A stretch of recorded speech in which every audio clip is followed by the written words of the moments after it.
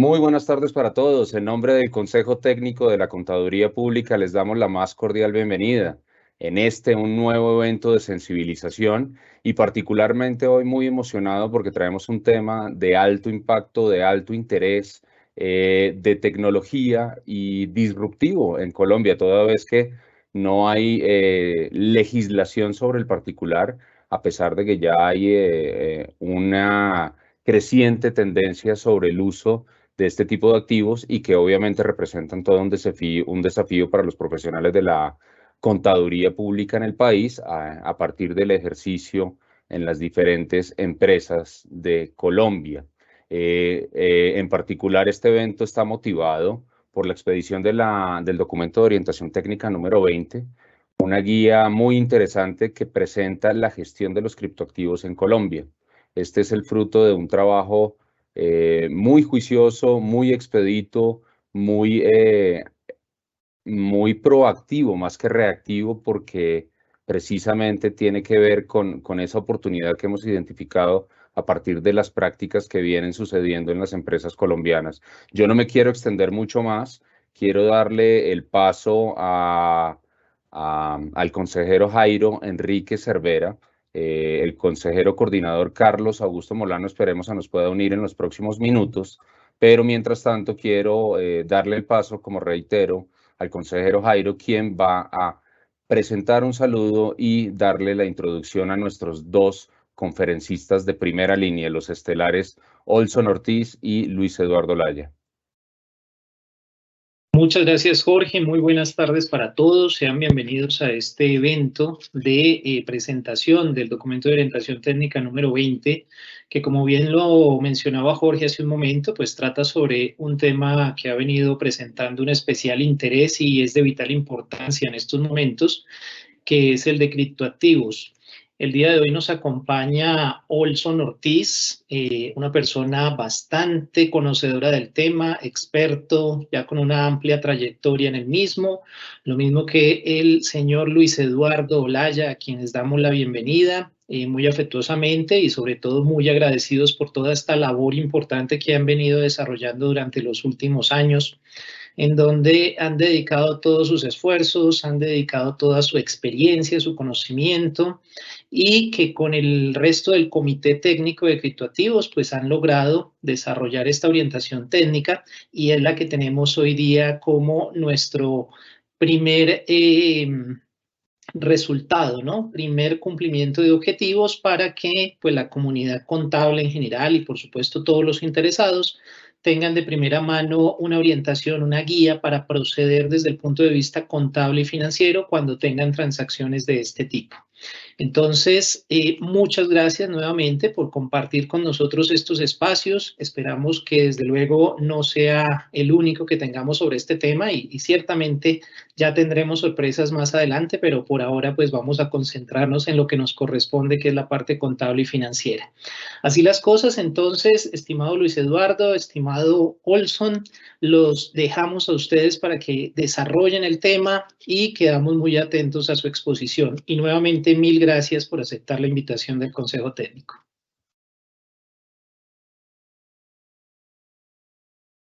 Con todo gusto, consejero.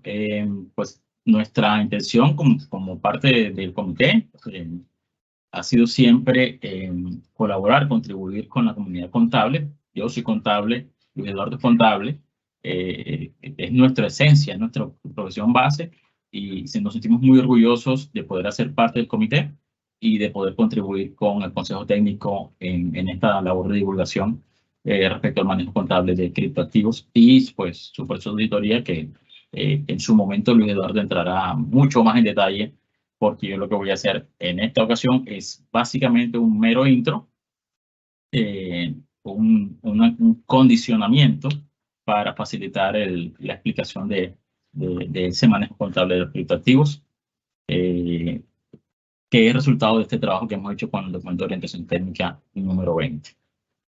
No siendo otro, pues procedo a compartir pantalla para que pues todos tengan las slides. Iniciamos Con nuestro documento de orientación técnica número 20, gestión contable de criptoactivos, fue un trabajo que hicimos con el comité técnico, desde el Comité Técnico de Criptoactivos, que en su sabiduría los consejeros convocaron para que fuera creado. Todos los participantes del comité de criptoactivos somos voluntarios, todos hemos trabajado ad honorem, pero con todo el gusto, toda la dedicación y todo el cariño por nuestra profesión y por nuestra comunidad contable, porque sabemos de la altísima relevancia que este tema tiene para el ejercicio profesional y sobre todo de la alta demanda que tiene esta temática de criptoactivos en Colombia en estos momentos. Ahí estaba viendo, todo el tiempo estoy estudiando, estoy revisando y viendo estadísticas y demás. Una de las diapositivas en Acción de Colombia, dependiendo del momento en que uno revise, la estadística sube o baja un poquito, pero estamos en el top 10 a nivel mundial. Top 10 de países que más mueven criptomonedas y top 10 de países que más concentran criptomonedas. Por eso lo he dicho varias veces, Colombia no es un país pobre, Colombia es un país con alto grado de desigualdad. Pues este proceso de criptos y el trabajo que estamos haciendo, lo que busca es justamente democratizar el conocimiento y permitir que toda esa riqueza que tenemos sea repartida de una manera más ecuánime o más equitativa dentro de los participantes del mercado. Pues nuestra agenda de hoy incluye presentación del webinar que estaba a cargo del consejero Carlos Molano, que fue reemplazado por el consejero Jairo, en este caso. Una introducción a los criptoactivos que la haré pues, yo directamente. Manejo contable de criptoactivos lo manejará Luis Eduardo. Él ha sido mi partner, ha sido mi socio, mi compañero, mi fórmula de equipo junto con Sandra y los demás integrantes del comité. Y pues este capítulo es más hijo de él que mío, es más trabajo del subgrupo de trabajo que lideró Luis Eduardo, y por eso consideramos que la persona más apropiada para dar esa explicación puntual de manejo contable de criptoactivos es Luis Eduardo. Luego viene un capítulo sobre auditoría de criptoactivos, luego unas conclusiones, generalidades, y tendremos una sesión de preguntas y respuestas para más adelante continuar con consideraciones que ustedes, los integrantes o estos audiencia que nos están acompañando el día de hoy, nos digan cuáles son sus percepciones o qué dudas tienen, y en la medida de lo posible, dentro de lo que el tiempo nos alcance, podremos nosotros absorber en lo que podamos. La charla es de naturaleza netamente informativa. No estamos dando consejos de inversión porque nosotros no somos un organismo que esté buscando capital, ni estamos buscando inversión, ni nada por el estilo. Es posible que dentro del seminario se presenten opiniones personales por alguno de los conferencistas, pero eso, salvo que el conferencista diga que esa es la opinión oficial, pues se entenderá que son opiniones puntuales de cada uno de los que estamos presentando temática. La presentación, como dijimos, la iba a hacer con el señor Molano, pues ha tenido problemas de conexión, pero pues empecemos con esta introducción a criptoactivos.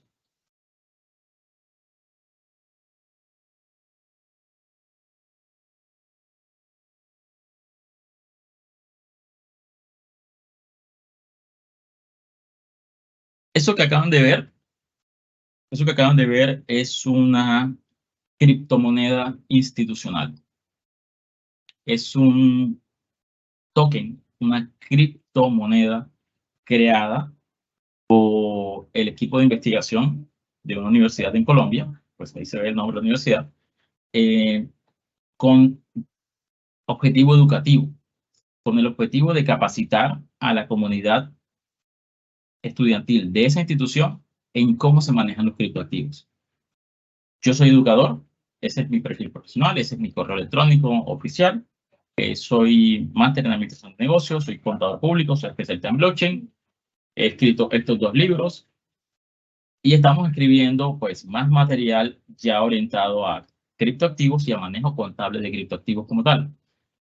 Antes enseñé NIF y llegué al tema de criptomonedas y luego a criptoactivos, porque dentro de las NIF, en la NIF 9 se hablaba de instrumentos financieros virtuales pero no decía mucho al respecto. Y como pues nosotros los profesores universitarios hacemos investigación académica, pues empecé a investigar qué era eso de criptoactivos. Luego de ahí pasamos en la medida que empezamos a ver que había muchas cosas que se podían hacer con criptomonedas y con la tecnología, descubrimos que lo que construye o le da fortaleza a esta idea de los criptoactivos no es más nada sino contabilidad, pero una contabilidad en un formato distinto, una contabilidad automatizada, en un formato, en un formato de cadena de bloques o de bloques encadenados, cuyo nombre, pues, cuya traducción claramente es blockchain. Esos bloques están encadenados por contraseñas y cuando yo lo leo en inglés, todo el tiempo hacen referencia a la expresión ledger. Ledger traduce a español auxiliar de contabilidad. Todo el tiempo estuve estudiando una temática que yo la veía como de investigación de alta tecnología o de tecnología de información de alta complejidad, y me doy cuenta que en realidad todo se sustenta en esas grandes ideas que tuvo Fray Luca Pacioli hace 500 años, cuando condensa las prácticas contables, porque no fue una idea de él, condensa las prácticas contables de los mercaderes de Génova en un libro llamado De Suma Aritmética. De esa idea de la partida doble, pues pasamos a una contabilidad como tal, que es la base del capitalismo, y podemos decir eso con toda certeza. La base de las finanzas es la contabilidad, y la base del capitalismo también es el control de activos, pasivos, ingresos, costos y gastos. Entiéndase, el capitalismo existe porque existe la contabilidad. Entonces, este tema de blockchain, pues claramente para mí como contable toma mucho sentido, toma mucha relevancia. Encuentro que hay conexión directa con nuestra profesión y me fascina aún más el tema porque veo que lo entiendo como el paso siguiente de la carrera contable, como la etapa siguiente de nuestro ejercicio profesional contable. Una contabilidad automatizada, no mediada por seres humanos principalmente, sino por máquinas. En ese proceso, eso inició en 2018, 2015, enfatizo 2018 y empiezo a ver en LinkedIn qué va pasando con esta tecnología blockchain. En 2020 ya está en el top de tecnologías de alta demanda o hard skills, y en 2023, ese diapositiva la actualicé ayer justamente porque quería el último dato, y dentro de los hard skills, pues yo veo que ya no está blockchain. Empiezo a revisar el artículo en profundidad, ese es LinkedIn también, empiezo a revisar el artículo en profundidad y me doy cuenta que con blockchain pasó algo como lo que pasó con Internet. Internet no es un skill ya. Hoy no se entiende, no se considera que Internet sea un skill, que manejar Internet sea una habilidad. Y eso no se entiende así. Hoy en día entendemos que usted, de forma natural, así como habla español, sabe usar Internet. Entiéndase, blockchain está alcanzando, por no decir que ya alcanzó ese nivel. Lo hizo mucho más rápido que Internet. Blockchain está ya en el estatus en donde ya no se considera un skill, ya no se considera una habilidad, no se considera alguna especialidad como tal, se considera un básico. Se considera a nivel internacional, eso ya es, estamos hablando de LinkedIn, de alcance global, se considera que blockchain es algo que usted como profesional ya debe dominar. Y para nuestra carrera contable, pues más todavía. En algún momento uno de mis alumnos me pregunta, pero, ¿qué pasa con el efectivo y equivalentes? Pues, ¿qué pasa con el efectivo y equivalentes con blockchain? Porque ya no tienes que hacer un arqueo de caja porque no tienes que contar monedas y billetes. Pero de que te toca controlar el saldo, claro que tienes que hacerlo. Pero, profe, no hay extracto bancario. Pero está la blockchain. En ese nivel estamos ahora mismo. Lo cual es muy, muy diciente. Pero estamos hablando de 2023, para lo que venía en 2020 y como estamos en 2023. Pero es que nosotros como humanidad no paramos. Y si algo he aprendido es que ningún ser humano hoy en día puede decir que es el creador de cero de algo. En algún momento leí un artículo sobre un tipo llamado Craig. El tipo dice que el trabajo más difícil que él pudo realizar fue construir un lápiz. Pues, cuando uno lo piensa, un lápiz no tiene mucha complejidad, pero es que el tipo construyó el lápiz, él mismo fue a cortar la madera al bosque, él mismo fue a minar el grafito, él mismo refinó el grafito, él mismo armó el lápiz, tomó la madera, la separó, la prensó, colocó el grafito en el centro, la prensó, él mismo refinó, descargó el látex del árbol, lo hirvió. Si tú piensas en todo el trabajo que se requiere para hacer un lápiz, pues te das cuenta lo mucho que como humanidad hemos avanzado. Nuestros procesos de producción hoy en día son el gran producto de las grandes ideas que mucha gente antes que nosotros tuvo y llevó a la práctica. Por eso me encanta siempre citar a Newton cuando dice, si yo he logrado ver más lejos, ha sido porque lo he subido a los hombros de gigantes. Y pues lo dice el hombre más grande de la ciencia, y con toda la humildad del caso, podemos decir hoy en día que creemos que estamos en las mismas. O sea, yo no estoy haciendo hoy en día, o el comité no estamos haciendo nada hoy en día que sea excepcionalmente complejo o que cualquier ser humano no sea capaz de entender. Solo que requiere un poquito de dedicación. No requiere habilidades intelectuales muy complejas, pero sí requiere un poquito de tiempo y dedicación. Y ese tiempo y esa dedicación, pues, recomendamos muchísimo desde el comité, desde el consejo, recomendamos mucho que sí se ha dedicado. ¿Por qué? Porque cuando uno revisa 2025, ya miramos 2020, 2023, y revisamos 2025, pues, todo lo que está ahí, todas esas habilidades que están, casi todas son soft skills, casi todas esas habilidades blandas, pues, se sustentan claramente en habilidades duras. Cada vez es más común que a usted no le digan, es que usted tiene que saber razonamiento cuantitativo o que usted tiene que saber sumar y restar. No, usted le piden que sea capaz de resolver problemas. Y si son problemas de finanzas, usted tiene que ser muy bueno en su análisis, su análisis matemático. Entonces, cada vez la habilidad tiende a parecer más blanda, pero su sustento, su sustrato, su cimiento es cada vez más sólido, cada vez más duro. Tuve una gran jefa, una gran mentora, la señora Floralba, fue mi jefa en una compañía japonesa, y ella me regaló muchas ideas y estoy súper agradecido con ella. Y la señora Flor me dijo, cualquier día, Olson, usted es muy ambicioso, pero si usted quiere un rascacielos, usted tiene que construir cimientos para un rascacielos. Usted no quiere una casita. Entonces sus cimientos no deben ser livianos, no deben ser suaves. Si usted quiere un rascacielos, usted necesita construir cimientos de mucha profundidad y de mucho alcance, y sobre todo muy, muy sólidos. Siga trabajando porque va muy, muy bien. Afortunadamente, pues hemos hecho la tarea, hemos sido muy dedicados, muy juiciosos con esto, y pues el resultado de todo ese trabajo que en el comité, que tenemos todos en conjunto esa característica, afortunadamente, siento muy contento de haber participado de este comité y agradezco mucho a los consejeros.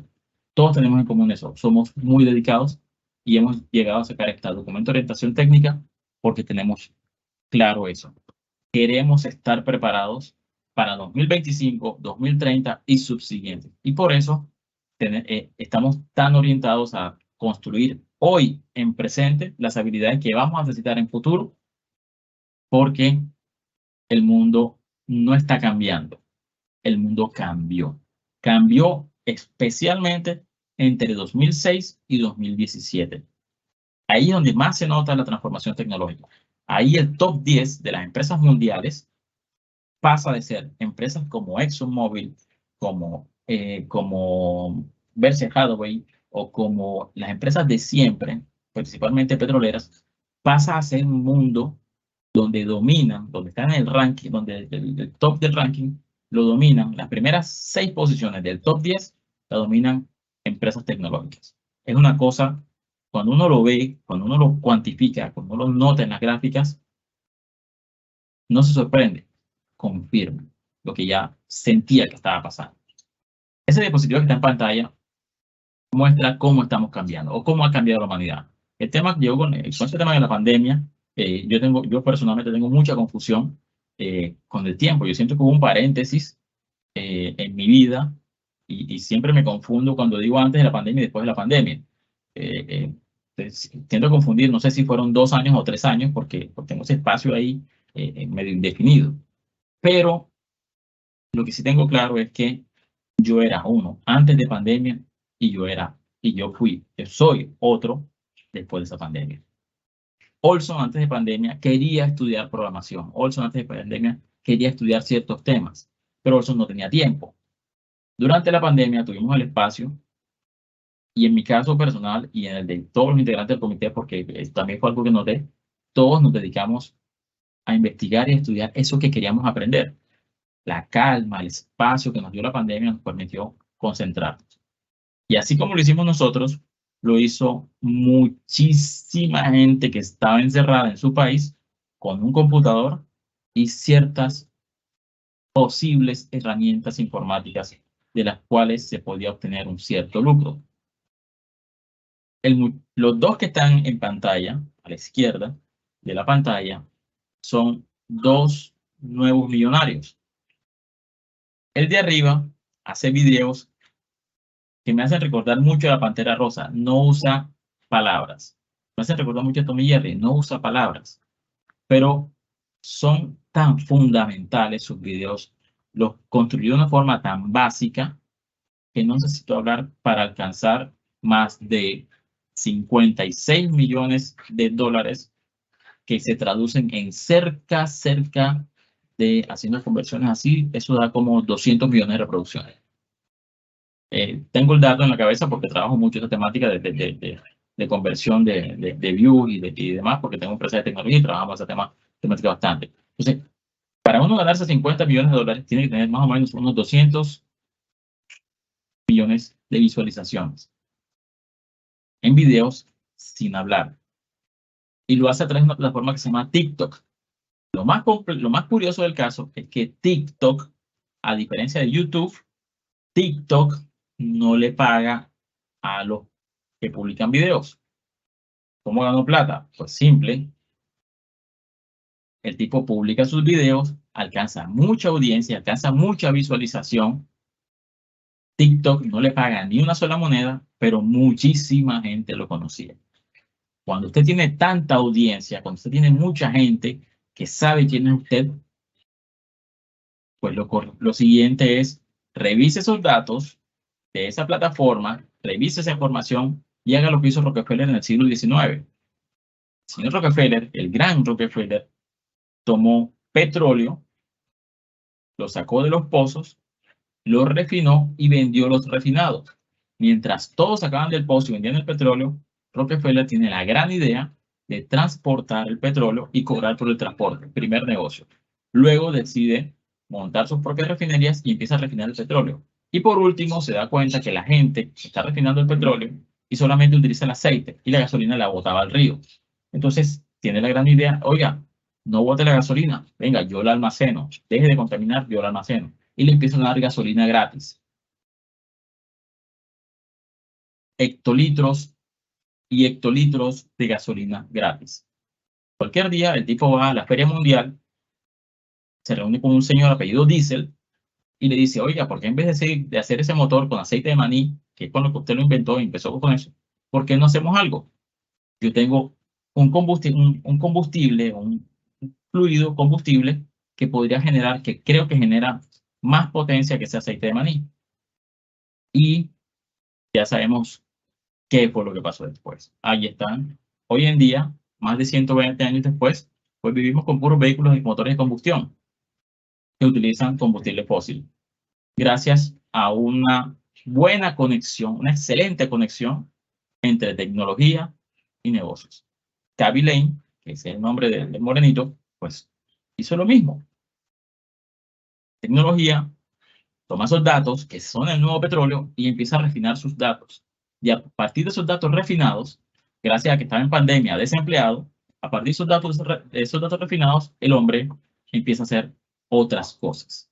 Y de esas otras cosas, pues hoy día tenemos un tipo que ya es millonario en el mundo real, no solo en el mundo tecnológico, o en ese ciberespacio, en esos millones de visualizaciones, sino como millonario en el mundo real. El niño de la diapositiva de abajo, o de la imagen de abajo de la diapositiva, pues tiene un negocio mucho más curioso para mí, que soy un adulto. El niño se dedica a abrir cajitas de juguetes.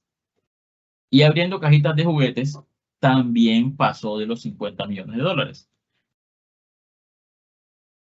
Yo descubro al niño de las cajitas de juguetes porque mis hijos, cuando estaban muy inquietos, pues le daban o el celular o la tablet o cosas por el estilo, y ellos inmediatamente decían el nombre del niño, un niño hindú, y salía el video.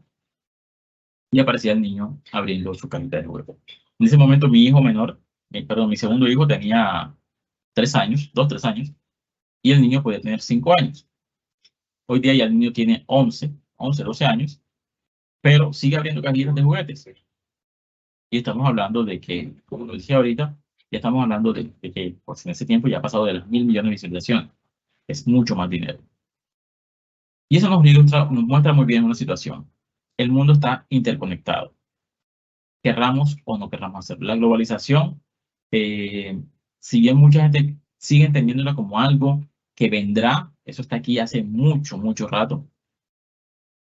Incluso dentro de las clases de entorno económico o análisis de entorno económico que tenemos en algunos momentos, pues lo que hemos concluido en conjunto con mis estudiantes es que la globalización es una idea de la reina Victoria, siglo XVIII, final del siglo XVIII, y a partir de ahí, pues todo lo que ha pasado es puro efecto de esa globalización. Esa globalización cada vez está más aquí en el día a día, cada vez está más presente. Sea que usted lo tenga en este computador de escritorio, en su portátil, o en nuestro computador de bolsillo, pero el punto es, está aquí para quedarse. En algún momento, un señor que tiene una imprenta, lo respeto muchísimo, me enseñó muchas cosas, me dice, pero es que cuando este tema de la tecnología, o esta moda de la tecnología pase, la imprenta va a tomar fuerza otra vez.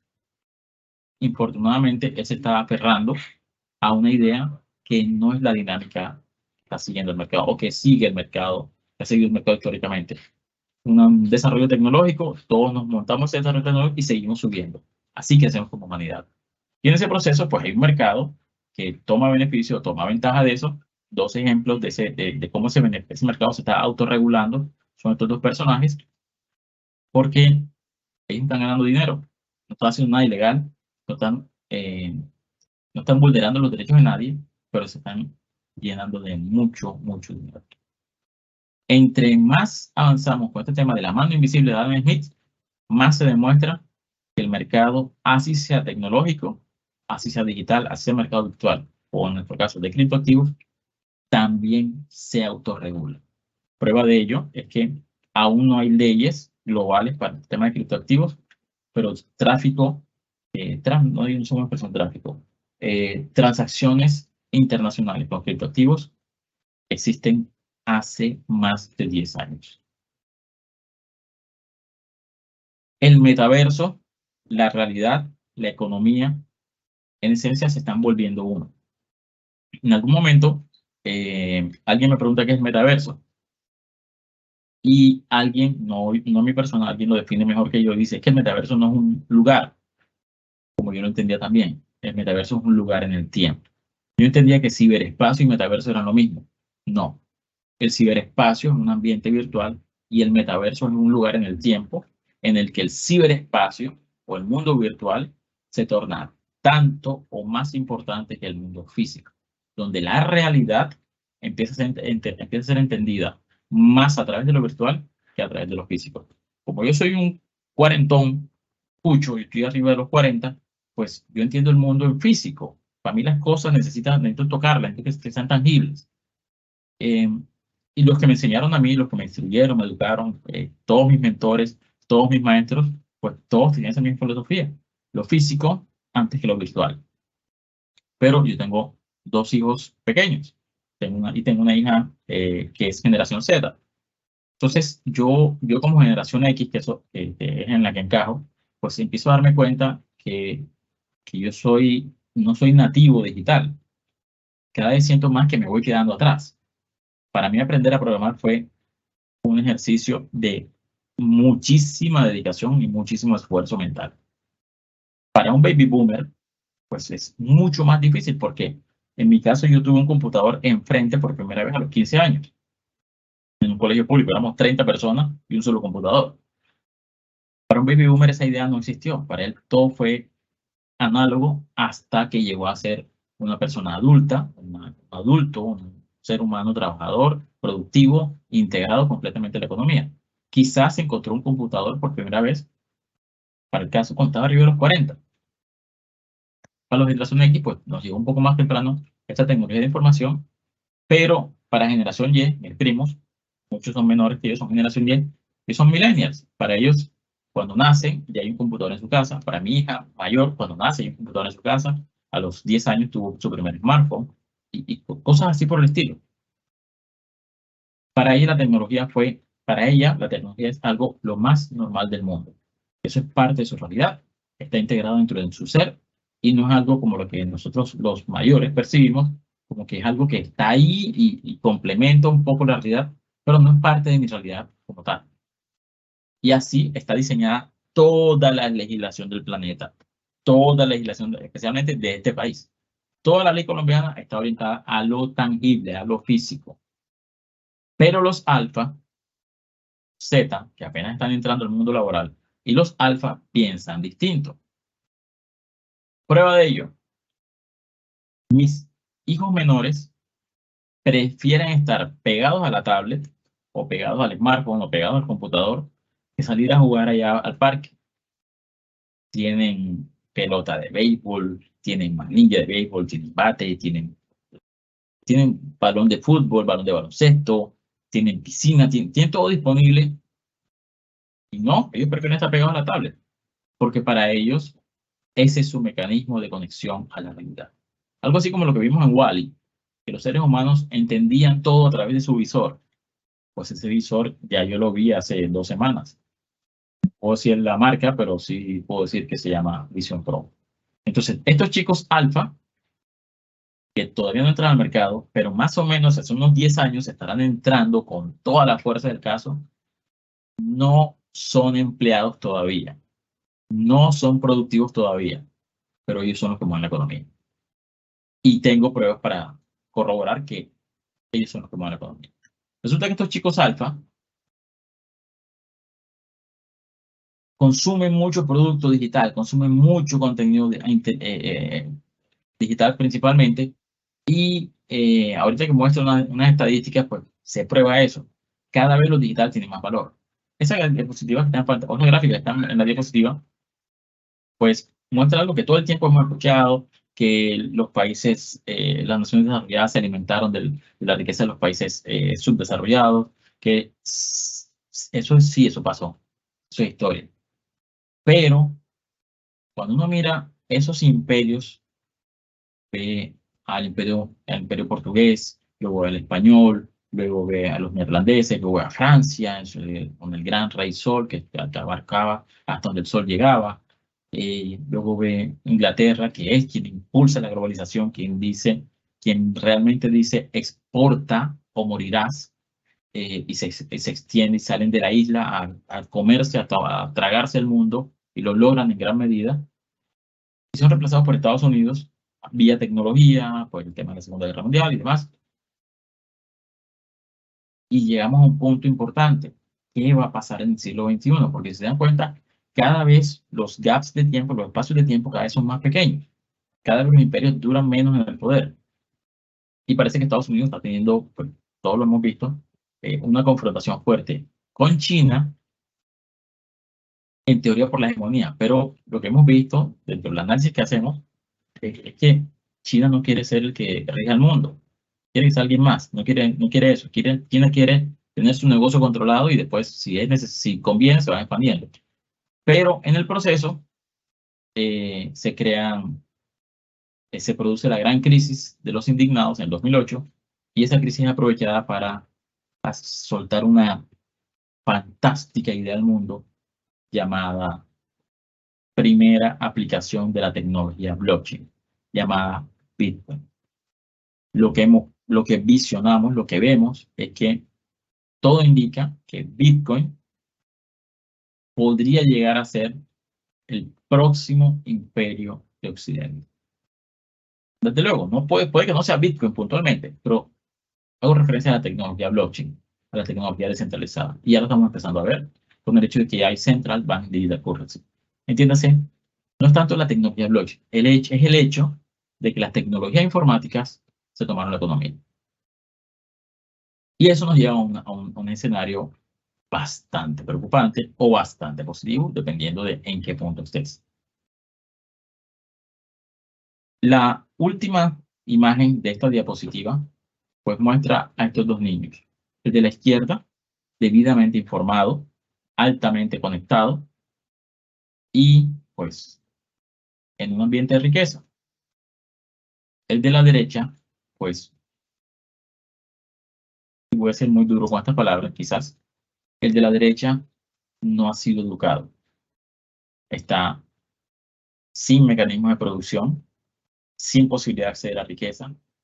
Y dentro de lo que hemos estado viendo, dentro de lo que leímos en el fabuloso libro ¿Por qué fracasan los países?, lo que aprendimos fue que la diferencia entre el uno y el otro no son tanto que el uno tenga o el otro no tenga, en cuanto a recursos económicos como tal, a dinero como tal. No, la cosa va más hacia la cultura, la educación, que son los que ayudan en realidad a salir de forma segura de la pobreza a una nación. En sí, pues todos tenemos claro que la diapositiva de la izquierda, pues los países que ahí presentan como un hueco, todavía tienen muchísima riqueza por sacarle. Pero los que habitamos en estas regiones, pues apenas estamos aprendiendo cómo sacar esa riqueza. No hablo de la tierra, de aquí, de nuestro intelecto. Eso que está ahí es la definición y una muestra más de cómo el metaverso se demuestra, se presenta. Eso que está ahí es la forma que yo percibo, bueno, cuando digo Olson es Olson y todos los de la generación X y generación Baby Boomers y de pronto hasta generación Y. Así es como entendemos nosotros la idea de contrato. Nosotros nos dicen contrato y pensamos en un papel con 2 o más firmas. Pero esta es otra forma de contrato. Ese se le llama smart contract o contrato inteligente. Ese, según el gobierno de México, de la semana pasada, según el gobierno mexicano, esa forma de contrato empieza a tener validez legal a partir del mes de julio de 2023 ante el gobierno mexicano. Estamos hablando de una nación de Latinoamérica que está tomando la delantera en Legal Tech. Están reconociendo que los contratos inteligentes son la próxima etapa del derecho. Software que se entiende, se respeta, se considera como ley. Eso claramente cambia la dinámica también del derecho. Entonces, este tema de blockchain está llevando a que pues no solo cambie la contaduría, no solo cambie la forma de llevar contabilidad, no solo cambie la forma que se mueven las finanzas y desde luego los mismos recursos informáticos, sino que también ya empezó a expandirse hacia las áreas del derecho. Yo pues llevo mucho tiempo trabajando en esta temática y entre más la avanzo, pues más me doy cuenta que o soy de este formato de contador, contador saurio, esta es una contador, dice contador sauria, porque es que decía contador saurio en la versión original, pero me preguntaban mucho mis alumnas que por qué hombre, entonces es un contador sauria incluyente. Pues, si alguno está en desacuerdo por motivos de género, pues lo pasaremos a contador saurie, pero todavía no estoy muy convencido de que la expresión sea suficientemente ilustrativa. Yo soy más de un formato y creo que es el verdadero formato que el mercado está pidiendo. Un gerente financiero, un contador que se orienta a ser un administrador de concepto financiero, su base sea el alcance financiero, porque es que los mejores gerentes financieros con los que he trabajado son todos contadores. Manejan los números, saben de dónde viene la información, conocen cómo se construyen los datos y tienen un dominio pues, muchísimo más largo, muchísimo más grande y de mayor profundidad que alguien que no ha llevado contabilidad como tal. Entonces, pues tenemos este caso de Burger King diciendo acepto bitcoins. Tenemos este caso de la revista The Economist diciendo que la nueva reserva global son los bitcoins, pero esto es importante, una de las noticias es verdadera, otra de las noticias es falsa. Si se dan cuenta, la de The Economist dice junio de 2025. Esa portada no existe, pero en el momento en que la vi, me llamó muchísimo la atención y se la mandé a muchas personas y todos me dijeron dónde consigo esa edición. Entiéndase, no fue cuestionado el hecho de que The Economist dijera eso, sino estaban queriendo corroborar, queriendo conseguir la revista. Eso que está en pantalla es un ejemplo de los activos intangibles. Lo que está a la izquierda muestra el top 10 de marcas, y marcas, no empresas, marcas. Y las marcas, como uno se da cuenta, te decía ahorita, en este caso, como son marcas, no son 6 de las 10. Acá son 8 de las 10. Del top 10, 8 son empresas tecnológicas. Y eso nos lleva a nosotros a hacer una pregunta súper importante. Todo el mundo sabe que YouTube vale un mundo de plata, porque está Alphabet. Alphabet es la quinta. Y YouTube es parte de Alphabet. Pero YouTube permite acceso gratuito. Entonces, yo le pregunto siempre a mi alumno, ¿cómo funciona YouTube? ¿Cómo paga YouTube? No, YouTube te paga por los views, por las reproducciones. Ah, bueno, ¿cuánto te paga? La gran mayoría de la gente no sabe cuánto te paga. Y como tal, pues, siempre se genera la gran pregunta. Bueno, listo, si yo consigo muchas reproducciones en YouTube, ¿cómo gano plata? Ese es el top 10 de canciones más escuchadas o de videos más vistos en YouTube. ¿Se acuerdan lo que dije de los alfa? De las 10 primeras canciones, 6 son canciones infantiles, canciones para niños menores de 5 años. Los alfa son los que mueven la economía. Todavía no trabajan, pero son los que más consumen contenido. Y esos alfa, esos niños, esos alfas, en su consumo, han producido, si se dan cuenta, el top 10 ha producido 276 millones. Pero las canciones infantiles solas han producido 172 millones de dólares. Esos niños son los que mandan. Eso que está ahí va en sintonía de lo anterior. Las startups o los modelos de medición de activos intangibles de empresas tecnológicas ya no se miden con la tecnología de los años 20, del siglo XX. No, esta es la nueva tecnología. Se llama Unit Economics y mide esas clases de modelos de negocio innovadores. Porque, ahí está la prueba, el mundo consume contenido. Todo el planeta consume contenido, pero solo se produce en 2 regiones principalmente. Y eso nos lleva a que la gráfica que vimos donde de los países pobres salía para los países ricos sigue presentándose. Sigue sucediendo, pero ahora no es por formas hostiles, sino vía consumo de contenido. Entiéndase, cada vez más va a haber una tendencia donde, si nos viene como flujo de dinero, el recurso fluye de todo el mundo hacia Norteamérica y China. Y eso, pues, demuestra que cada vez los intangibles tienen más valor. Los que me enseñaron a mí, mis mentores, pues me enseñaron con la metodología que dice ahí 1975, cuando lo tangible valía más que lo intangible. Pero hoy en día, 2018 y hacia adelante, pues la tecnología y los intangibles valen casi 5 veces lo que vale lo tangible. Y eso nos lleva a nosotros a la gran pregunta. Como humanidad hemos reconocido el oro siempre, pero del oro ya pasamos a formatos electrónicos de dinero. No hablo de criptoactivos, sino formatos electrónicos de dinero, como cuando te pagan la nómina, cuando te pagan en tu cuenta bancaria, cuando tú giras o cosas así por el estilo. Blockchain, pues, es finanzas, solo que descentralizadas, pero no es solo finanzas, es todo lo demás. Ejemplo de eso. Empezamos con Bitcoin, que es una forma de dinero, y hoy en día tenemos Ethereum, que hace smart contracts, y con smart contracts hacemos NFT y hacemos cualquier cantidad de cosas.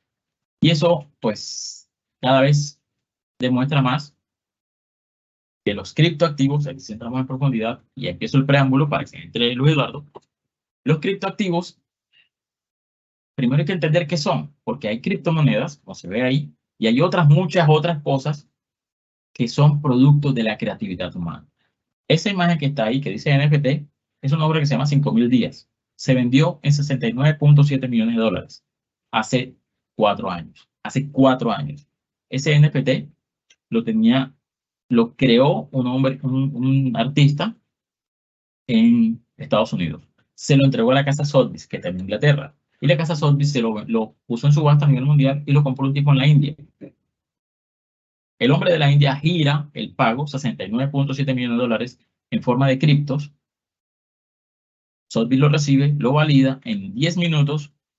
Sotheby's lo recibió, lo validó y se lo entregó a Beeple, que es el nombre del artista, en Estados Unidos. En 10 minutos se movieron 69.7 millones de dólares hace 4 años. Todavía está la discusión de dónde se debe hacer la tributación. Todo esto porque es que criptoactivos tienen una dinámica muy distinta a todo lo que hemos visto anteriormente. Aquí pasa todo a través o todo inicia con el componente de creatividad. Un desarrollador, un creador, emite un token, emite una criptomoneda, emite un criptoactivo a través de una organización que se encargue de comercializarlo y a su vez unos inversionistas creen en ese criptoactivo o creen en ese token, fondean y a partir de ahí el token empieza a tomar valor en lo que mostrábamos siempre. Hay una operación de mercado abierto con partes debidamente informadas, eso se llama fair value a nivel contable, y con ese reconocimiento de valor razonable, pues lo que estamos diciendo es que la mano invisible de Adam Smith, que la regulación del mercado se está presentando por sí sola. Como hay creatividad de por medio, pues se imaginarán que la cantidad de criptoactivos que hay, pues no es poca, porque el proceso de creación de criptoactivos básicamente tomas un activo del mundo real, le aplicas un proceso que se llama hashing, con eso haces, creas el token, y ese token pues básicamente se llama NFT, que podría decirse que es un certificado de propiedad. Sí, y es un token, sí es una tokenización de algo del mundo físico, pero si es algo del mundo virtual, el mismo token como tal actúa como activo. Entendido eso o explicado eso, pues se imaginarán que es muy fácil crear muchos tipos de criptoactivos. En la Universidad de la Costa creamos este, que es un token que no se vende, sino que se otorga como premio al desempeño y al esfuerzo académico. O sea, la universidad tiene un modelo de pagar por educar o pagar por aprender. Sí, se llama Learn to Earn. Si tú aprendes, la universidad te paga con cursos. Eso claramente pues está muy asincrónico con lo que hemos entendido normalmente como estudio o con lo que hemos entendido normalmente como economía. Que te paguen por estudiar, bastante atípico. Pero así como creamos ese, con mi equipo de investigación, pues también se puede crear básicamente cualquier cosa. Eso que están ahí son algunos de los tipos de criptoactivos que hay. No son todos. Hay monedas digitales, hay monedas estables que son copias de las monedas físicas, de las monedas del mundo tradicional. Hay depósitos de valor como el Bitcoin, hay monedas de intercambio como las monedas de exchange, hay contratos inteligentes, hay tokens de utilidad o tokens de servicios, hay tokens que respaldan acciones, hay acciones que se pueden convertir en tokens, hay NFTs. Aquí el punto fundamental es, hay tanta posibilidad de creación que, pues a nivel contable lo que pudimos hacer fue, o lo que encontramos que fue más prudente hacer fue guiarnos por lo que decía Yasby y concentrarnos en esto.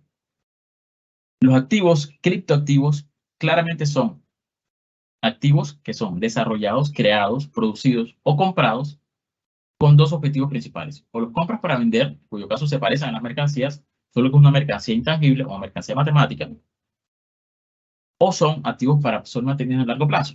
En esencia, depende de tu intención como inversionista o como negocio.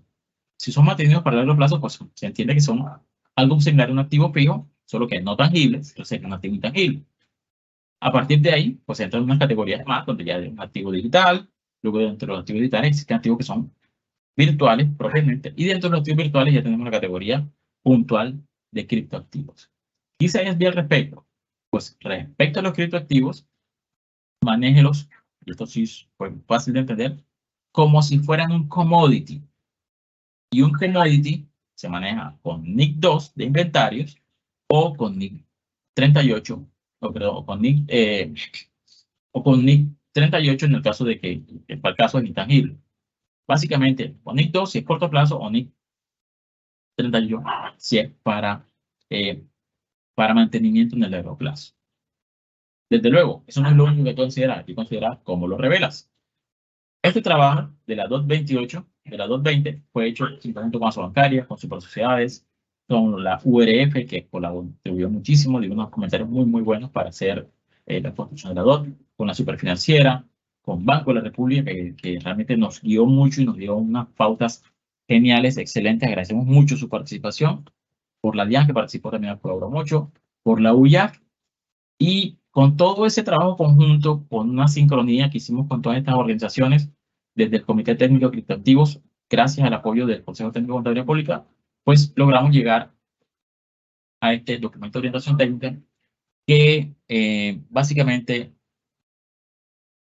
dice cómo deberá hacerse el manejo y la gestión contable de criptoactivos en Colombia, cuyo enlace, cuyo link está, pues ahí puede verse en la página oficial del Consejo Técnico de Contaduría Pública, y que está a disposición de cualquiera en Colombia que quiera descargarlo, revisarlo y aprender con ese trabajo que tan juiciosamente y con todo el conocimiento de didáctica que tenemos los integrantes del comité, pues ahí vemos mucho que somos profesores, y lo que persigue este documento es transmitir a la comunidad contable colombiana las pautas, las directrices que los consejeros en su excelente, su genial labor, han visto que son necesarias porque el mercado las está pidiendo. Puede que no haya una ley como tal, puede que los proyectos de ley hayan llegado a buenos debates y se hayan hundido, pero el punto es que el mercado ya lo está pidiendo. El mercado está demostrado que el mercado está trabajando con criptoactivos, y pues es un acto de responsabilidad de los consejeros el haber apoyado este documento de orientación técnica. Realmente el documento dice mucho, todo, consideramos casi todos los escenarios, pero como hay creatividad de por medio, pues habrá cosas que iremos adicionando vía anexos o vía extensiones, expansiones de esta orientación técnica, porque entendemos, reconocemos humildemente que a pesar de que somos un comité de personas expertas en el tema, es muy probable que algún chico de 12, 13, 14, 15 años en algún garaje esté creando en estos momentos algo que nosotros todavía no hemos considerado. Gracias de verdad por la atención. Los dejo con mi partner Luis Eduardo para que él entre ya en profundidad en la temática de manejo contable de criptoactivos.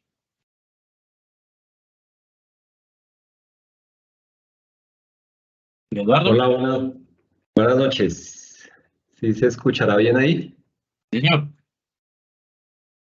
Voy a compartir acá para continuar con la presentación, ¿vale? Sí, se está escuchando bien, Luis Eduardo.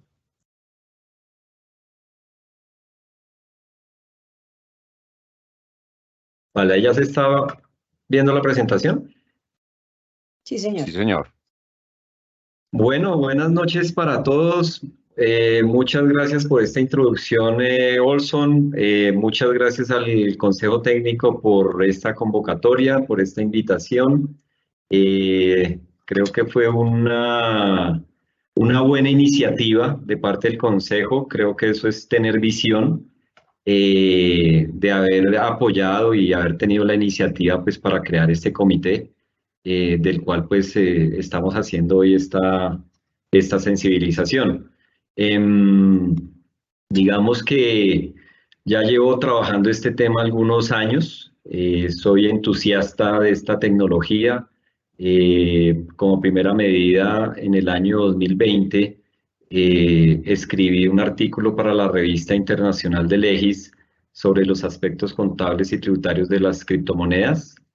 Fue el primer documento, digamos, comercial, se puede decir, que salió en ese momento, sobre el cual, pues, lo que he observado es que hay muchas tesis en universidades, bien interesantes.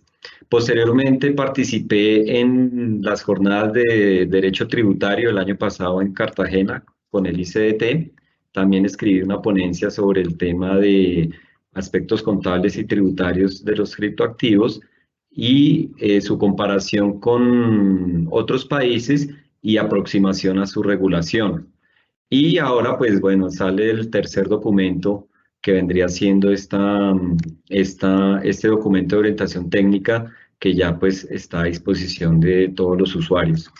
No quiero pasar sin agradecer también a todo el comité pues por la disposición, el apoyo y en especial pues en esta parte que manejamos el tema contable, hacer especial referencia a una contadora pública de Medellín, Natalia Rula, quien trabaja con una entidad financiera y con su equipo de trabajo pues hizo valiosos aportes para esta presentación, para este documento. Quiero empezar después de esta introducción que hizo Olson, mostrar brevemente un par de páginas que son bien interesantes para complementar la visibilización del tema de los criptoactivos. Esto es una página muy conocida a nivel mundial donde están reflejadas todas las criptomonedas. Digamos que vamos a hablar de pronto indistintamente de criptomonedas, criptoactivos, porque pues todavía hay confusiones en esos términos. Acá pues en esta página las denominan cryptocurrencies, o sea, criptomonedas. Y acá en la parte de arriba se observa que hay 26.000 criptomonedas. Hay 640 exchange a nivel mundial. La capitalización de mercado de los criptoactivos está del orden del 1.19 trillones de dólares. Y la dominancia de Bitcoin, que es la moneda más representativa, es del 50%. Es decir, de este 1.19 trillones, Bitcoin maneja el 50% de capitalización. Y se ve acá, o sea, acá, pues esta página pues la pueden usar como referencia, como lo veremos ahora más adelante, para saber los valores de mercado. Pueden haber otras, pero esta es muy usada y es muy común. Acá pues se ven, digamos, las principales monedas de acuerdo a su capitalización, teniendo en cuenta como Bitcoin la más preponderante. De estas 26.000 monedas quiero resaltar algo, y es que a lo sumo 10 o 20 monedas o tokens, digamos por llamarlo de alguna manera, son proyectos que tienen alguna respaldo. De hecho, se puede decir que el único token que funciona como moneda como tal o similar al efectivo vendría siendo Bitcoin. El resto son proyectos tecnológicos. Entonces, esto es para visibilizar y tener claro de qué estamos hablando. Bitcoin, pues, es conocido como un nuevo dinero, un nuevo tipo de dinero. ¿Ok? Ya vamos a aclarar estos conceptos. Esto por un lado. Por otro lado, quiero también mostrarles, hay un índice que se usa en los mercados, que es el índice de miedo y codicia. Hoy por hoy, si uno mira el mercado cripto, pues a hoy está con una calificación de 59, quiere decir que está casi en verde, o sea, está bien. Si miramos acá, esta parte de la semana anterior y el último mes estuvo un poquito abajo, pero si lo hubiéramos visto hace varios meses, el año pasado inclusive, el tema estuvo en miedo, o sea, el indicador estuvo acá por alrededor entre 20 y 30. ¿Por qué está pasando esto? Hay que decir, y para nadie es un secreto, que este es un mercado volátil. Ahorita, pues, el Bitcoin ha ido creciendo, como lo veíamos acá, pues ya está en los $30.000. El año pasado alcanzó a estar en los 16.000, 19.000 dólares. Y ha ido creciendo porque últimamente han habido algunas noticias que le han dado cierto respaldo a Bitcoin. Por ejemplo, BlackRock, que es el fondo de inversión más grande del mundo, solicitó un ETF ante la SEC para un ETF al contado de Bitcoin para ofrecerle a sus inversionistas Bitcoin. Esto es una noticia muy relevante porque estamos hablando del fondo de inversión más grande del mundo, maneja algo así como $1 trillón, y esto le daría un gran espaldarazo a la comercialización y a la inversión en Bitcoin. Eso por un lado. Por otro lado, en China, por el lado de Hong Kong, quiere convertir a Hong Kong como un hub de criptos. Entonces, pues, bancos como el HSBC están ofreciendo ya diferentes ETFs de futuros y están abriendo al mercado cripto. Y así muchas entidades y muchos bancos pues se están abriendo al mercado. Luego, últimamente ha habido este boom de los criptos. Veremos qué pasa de aquí a unos meses o el año entrante. De hecho, el año entrante, otra de las noticias que también hace que el precio empiece a subir, el año entrante va a haber un hecho que se conoce como el halving, en el cual la masa monetaria de Bitcoin empieza a disminuir, la compensación de los mineros se disminuye y eso hace que el precio del Bitcoin empiece a subir. Entonces, pues, digamos, estos son algunos puntos de referencia a tener en cuenta. Como lo decíamos ahora, pues Colombia está jugando un papel importante en la región y en el mundo. Colombia en la región es el tercer país que ha hecho más adopción del tema cripto, y a nivel mundial Colombia está entre los 10 primeros países con mayor adopción. Recordemos que países como El Salvador ya el Bitcoin es moneda de curso legal. Un país en África, la República Centroafricana, también tiene. Hay varios intentos de otros países que sí, que no. Muchos países ya la empiezan a regular. La Unión Europea acaba de emitir una norma que se llama la ley MiCA, que es Marketing Crypto Assets, en la cual pues ya empieza a regular el mercado de criptoactivos. Respecto a los activos, pues es claro hacer esta distinción de activos virtuales, activos digitales, criptoactivos. Entonces el activo virtual es un tipo es una representación digital de algo que se puede comercializar o transferir o hacer inversiones por medios digitales. No quiere decir esto que esto sea una moneda digital, porque moneda como tal son las monedas de curso legal de los países. Entonces, no estamos hablando acá de monedas digitales, estamos hablando de activos virtuales. Y el criptoactivo es un tipo de activo virtual catalogado como moneda digital, que utiliza precisamente la tecnología criptográfica, que hacía referencia ahora a Olson. Y este es un tema muy tecnológico que pues, no nos daría acá el tiempo de profundizar en esto, pero el criptoactivo está basado en la tecnología blockchain. Y blockchain es una tecnología que ha estado revolucionando el mundo en los últimos años, al nivel de la creación del Internet. Entonces, esto es un tema bastante tecnológico, pues que requiere otro tipo de análisis, pero el criptoactivo basa su seguridad y su fortaleza y su precio en la seguridad que da esta tecnología. Acá quiero mostrarles más o menos cómo se compone el ecosistema de criptoactivos para poder ir ya aterrizando los conceptos. Por un lado tenemos lo que serían las criptomonedas o tokens, como se las acabo de mostrar ahorita, 26.000 monedas, de las cuales diría yo que el 99%, disculpen la expresión en inglés, se dice shitcoins, el 99% son monedas que son proyectos particulares, proyectos tecnológicos, que son hechos por entidades particulares y que quizá en el fondo no tienen mucho respaldo económico, ¿sí? Si al caso de las 26.000, si al caso 100, 200 a lo sumo son proyectos tecnológicos que tienen algún beneficio para la sociedad. Por otro lado, tenemos las billeteras o wallets en inglés.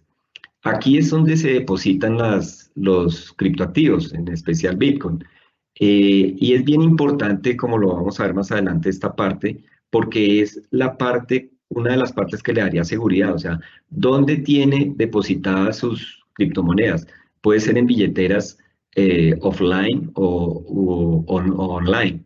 Entonces, digamos, y por lo general se manejan en el celular, ¿sí? Pero también existen billeteras frías que son tipos parecidos a una USB, donde también se guardan los criptoactivos. Por otro lado, tenemos los exchange o intercambios, o sitios donde se comercializa este tipo de criptoactivos.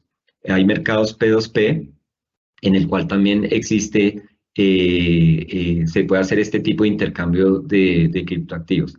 Y por otro lado tenemos los usuarios o los mineros, que son las personas, por un lado, que bien usan, compran y venden criptoactivos, o los mineros, que son, como su nombre lo dice, minan Bitcoin, que es la creación de los Bitcoin al resolver y registrar las transacciones en la cadena de bloques. Entonces, como les decía, Bitcoin es es el criptoactivo o criptomoneda más representativo con mayor capitalización.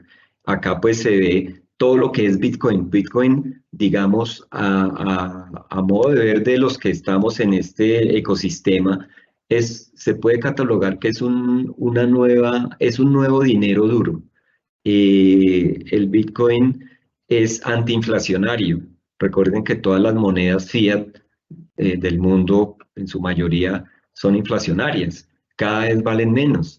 Si se hiciera la comparación de lo que vale un dólar hace varios años a hoy versus Bitcoin, pues Bitcoin siempre ha estado en ascenso a pesar de sus bajas y su volatilidad. Si uno lo mira en el largo plazo, ha ido en ascenso, mientras que el dólar y las monedas fiat cada vez valen menos. Entonces el Bitcoin tiene esa fortaleza. Por otro lado, es un tipo de dinero en el cual uno es dueño y señor de su dinero. Si pasan hechos como los que han pasado, etcétera, donde hay corralitos financieros, pues lastimosamente la gente no se puede llevar el dinero porque quedó retenido en los bancos o por el gobierno. En cambio, Bitcoin, teniendo el dinero uno en su billetera, se lo puede llevar a cualquier parte del mundo. Y acá pues hago una acotación. Esto va en contravía de lo que ahorita, pues eso ya se sabía y están sacando los países de las monedas digitales de Banco Central, los CBDCs. Y eso es un tema bastante delicado, bastante preocupante, porque a través de esas monedas, eso es lo que se llama dinero programable.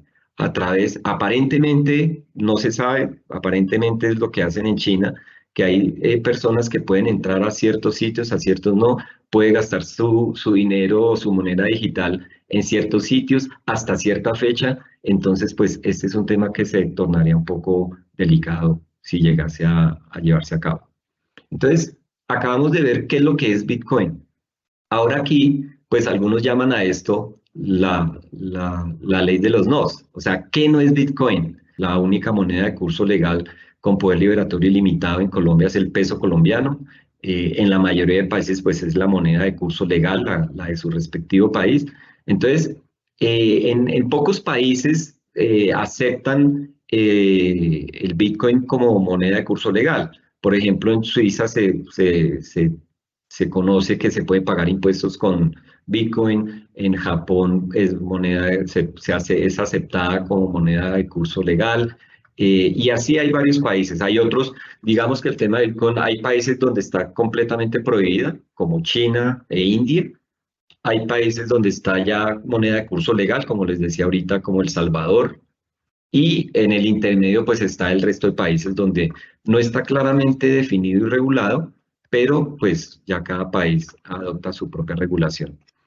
No es una divisa, porque como tal no es reconocida como por ninguna autoridad monetaria, no se pueden pagar importaciones con criptoactivos, a pesar de que, bueno, hay un tema cambiario que tiene una luz, que hay una abogada que ha hecho algunos comentarios al respecto, pero digamos hoy por hoy no se puede pagar, digamos, usar como moneda en el mercado cambiario. No es efectivo ni caliente de efectivo, no existe la obligación de recibirlo en Colombia, no son activos financieros ni propiedad de inversión en términos contables y pues en definitiva pues digamos que no es una moneda de curso legal para el caso de Colombia. Acá pues los invito, mientras hago acá la exposición, que por favor recordemos acá para que no se nos vayan a dormir la definición de activo. Por favor ahí recordemos la definición de activo, ya la vamos a ver. ¿Qué quiero decir con esto? El tema, esta es una frase muy usada en el ecosistema y es Know Your Keys, Know Your Coins.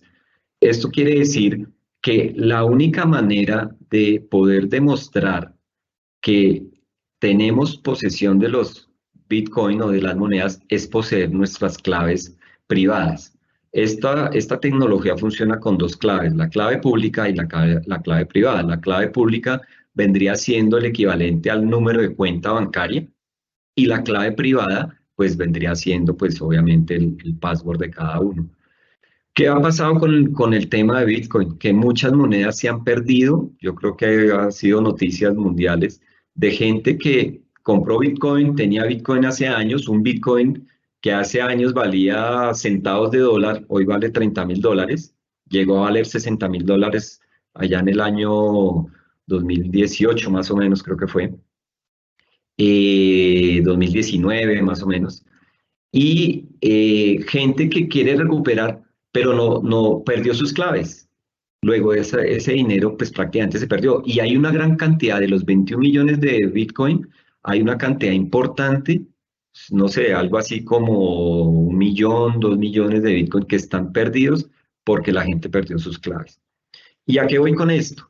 Si recordamos la definición de activo, el activo es un recurso controlado por la entidad. Luego, si yo controlo mis claves, pues yo controlo mis Bitcoin. Si yo los tengo en mi propiedad, si yo los tengo en mi celular o en un dispositivo frío, en una wallet fría, pues son de mi poder. Pero si los Bitcoin están en un exchange, por ejemplo, pues yo tengo acceso al exchange y hasta ahí son míos. Pero si al exchange lo hackean, si el dueño del exchange se pierde con los Bitcoin, pues, o con las cripto que tenga ahí depositadas, pues hasta ahí llegó y ahí se perdió esa plata. Por eso hay que tener claro este concepto de que sea un activo controlado, o sea, de que uno controle su Bitcoin para poder decir que es un activo de uno. Esta es una caracterización que resume pues prácticamente la charla y la guía en el cual pues se dice cuál es el manejo apropiado de Bitcoin, de los criptoactivos desde el punto de vista contable. Entonces, no es efectivo porque ya lo veíamos, no es una moneda emitida por ningún gobierno y no es moneda de curso legal. Luego, no tiene la característica de efectivo. Tampoco es equivalente a efectivo, porque pues si nos vamos a la NIC 7, recordemos que la definición de equivalente a efectivo es que no sea volátil y que no tenga un alto riesgo significativo de cambio de valor. Como lo hemos visto, pues Bitcoin es bastante volátil y su valor pues, puede cambiar en un corto tiempo, por tanto, pues de acuerdo a la norma tampoco sería equivalente a efectivo. Instrumento financiero tampoco lo es, porque yo creo que, mejor dicho, por definición, un instrumento financiero es un contrato. Y casi ninguna criptomoneda pues tiene esa connotación. O sea, de entrada, por definición, un Bitcoin, un criptoactivo, no es instrumento financiero. Esto, pues digamos, he escuchado en varios escenarios que le quieren dar esta connotación, que es un instrumento financiero. Algunos dicen que sí. Yo y pues todos en el comité coincidimos que no es un instrumento financiero de entrada, por definición. Sin embargo, acá sí quiero hacer una aclaración, podría catalogarse como tal en la medida en que cumpla ciertas condiciones. Y no me voy a extender mucho en esto. De hecho, ahorita la SEC tiene demandada a Binance, que es el exchange más grande del mundo, porque está comercializando ciertos criptoactivos que para la SEC cumplen la definición de instrumento financiero y sobre el cual Binance no le ha dado el tratamiento y no ha seguido las regulaciones de la SEC. Por eso es que lo está demandando. Y acá pues dejo solamente una mención y es que, y la SEC se está basando en eso, para que un instrumento se considere, o un título, digámoslo así, se considere como instrumento financiero, pues tiene que cumplir, ellos allá utilizan la ley de Howey, que es una persona que por allá en los años 40 definió bajo qué criterios un título se debería considerar como activo financiero. Son 4 puntos que los voy a decir muy rápidamente. Primero que todo, si es una inversión en dinero. Segundo, si la inversión es en una empresa. Tercero, si hay una expectativa de ganancia. Y cuarto, si esa ganancia es a costa del trabajo de otros. Entonces, si la SEC está siguiendo esta ley de Howey, entonces si el instrumento cumple con estas características, en ese evento podría considerarse como activo financiero. Pero vuelvo y digo, eso solamente sería bajo ciertos casos. Por eso es que es importante, y lo voy a recalcar más adelante, conocer de qué se está hablando. Es decir, si una entidad, si uno como contador se va a meter a asesorar en estos temas, debe conocer el documento, el contrato, qué va a hacer la entidad para poder catalogarlo como tal. Propiedad, planta de equipo y propiedad de inversión, pues absolutamente no, porque pues estos son para bienes tangibles y acá estamos hablando de bienes intangibles. Y pues ya siguen las categorías de inventario e intangible. Entonces, claramente, pues podría ser un inventario en la medida en que lo use y lo tenga para la venta en el giro ordinario de los negocios, o un intangible en la medida en que lo tenga como inversión a largo plazo. Y acá pues agrego que también se puede manejar como activo virtual, activo digital, en la medida en que pues yo soy partidario y de hecho el Consejo Técnico en uno de sus conceptos sobre este tema recomendó utilizar una unidad de cuenta separada. Entonces, en lo personal pues creo que está bastante atinado, sé que se debería manejar como una unidad de cuenta separada en el estado financiero, como ya lo vamos a ver más adelante. La guía, el documento nuestro pues se basó en la posición de IASB, que al recibir una orientación de la IFRIC, de la CINIF, pues le preguntaron que cómo debería ser el tratamiento de los criptoactivos. Y ellos se fueron por una definición muy sencilla, muy práctica, que pues creo que es aceptada por la mayoría de países, en el cual pues dijeron simple y llanamente de que si los criptoactivos están para la venta en el giro ordinario de los negocios, pues se manejaría como inventario, y si no, se manejaría como activos intangibles. Aquí recalco un tema, y es que pues no es solo irse a la norma como tal, hay que dejarlo establecido en la política contable. Y por escrito, sobre todo. En experiencia me he encontrado que muy pocas empresas, medianas, pymes sobre todo, prácticamente no tienen políticas contables por escrito. Entonces es importante recalcar esto, y a la hora de hacer y manejar este tipo de inversiones o compra de este tipo de activos, pues deben dejar claramente establecida la política contable. Acá pues habría una excepción para el caso de los inventarios, y es que en la NIC 2 pues se maneja un tema para intermediarios de materias primas cotizadas. Acá pues se le podría hacer la comparación para intermediarios o exchange, pues deberían valorar sus criptoactivos a valor razonable, no en sí como la norma de inventarios, como ya vamos a ver. Y pues por el lado de los activos intangibles, pues cumple con la definición de activos intangibles, por cuanto es identificable, separable y pues tiene derecho sobre ellos.